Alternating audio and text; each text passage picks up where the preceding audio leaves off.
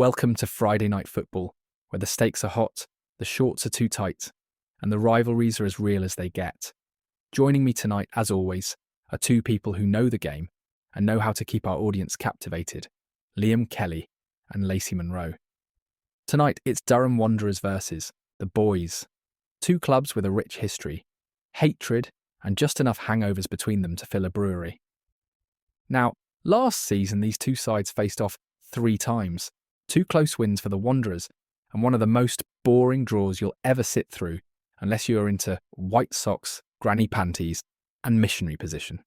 Mate, that game had less action than a Mormon prom, but every time they meet, it's fireworks. There are cards, screamers, and enough fouls to make a referee consider early retirement.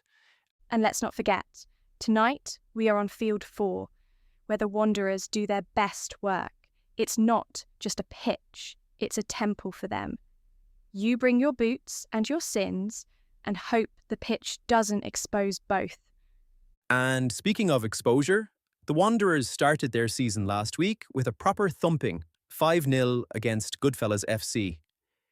I haven't seen a pounding like that since I watched the latest stepmom get stuck under the coffee table video on Pornhub. Just filthy. My God, Liam, too much information. That said, Goodfellas got smoked like a cheap no-frills brisket. And Angelo, he said it was one of the best Tuesday night sunsets he's ever seen. He was overheard saying that he's old enough now to appreciate the little things. You know, you're in your 50s when your idea of foreplay is watching clouds, not football. All right, folks, let's get into the men who made that win happen, starting with Dave, the new man between the sticks. First clean sheet as a Wanderer, and came out for more crosses than Jesus at Easter.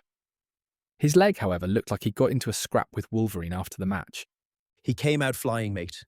Not since Eugene tried to grab a corner in 2022 have we seen such confidence in the 6-yard box.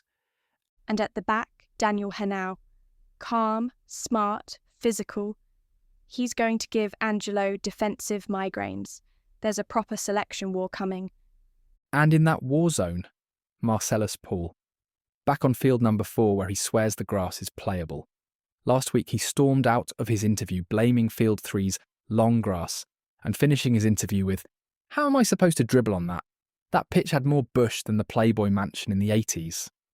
Yeah, and now there's no excuses. Field 4 is trimmed tighter than a wax job in Cancun. If he flops tonight, it's on him, not the grass. Now let's get into some major breaking news and a bombshell. Cash Collins.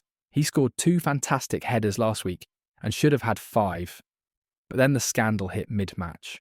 Reports on Twitter showing transfermarket.com listing him at 40 years old, not in his 30s.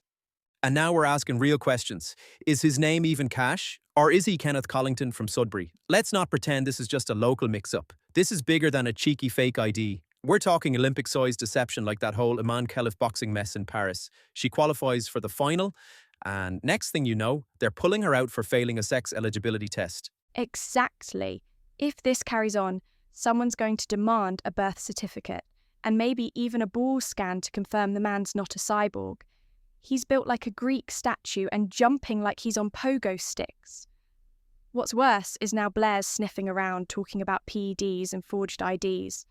The vibes are less veteran striker and more Netflix documentary pending. You're right, Lacey. If he bangs in another brace tonight, we might need MI6, Interpol, and a Maury Povich DNA reveal by halftime. You are the father, but you're definitely not 35. OK team, let's move on and show some love to Jemuel Paul. He sealed the deal with the 5th goal. Smooth link-up between backline and forwards all game, which was the kind of fluid football that makes your knees weak and your pints spill. There's Marco Brusco too. The lad's still off-grid 1 year later with no phone, no WhatsApp, and still writes letters to Angelo to RSVP to games. But my God, what a screamer he scored. Keeper didn't even flinch. Looked like someone hit pause on FIFA. Also, Lucas Joel. Composed, slick, goal from outside the box. He might not be a Halifax Wanderer, but if you squint hard enough and ignore the postal code, he is a Durham Wanderer. And then there's Dylan Cowell. Rumour is he's been perfecting his chips all week, but not on the pitch. Just dipping tortilla chips into hell of a good dip.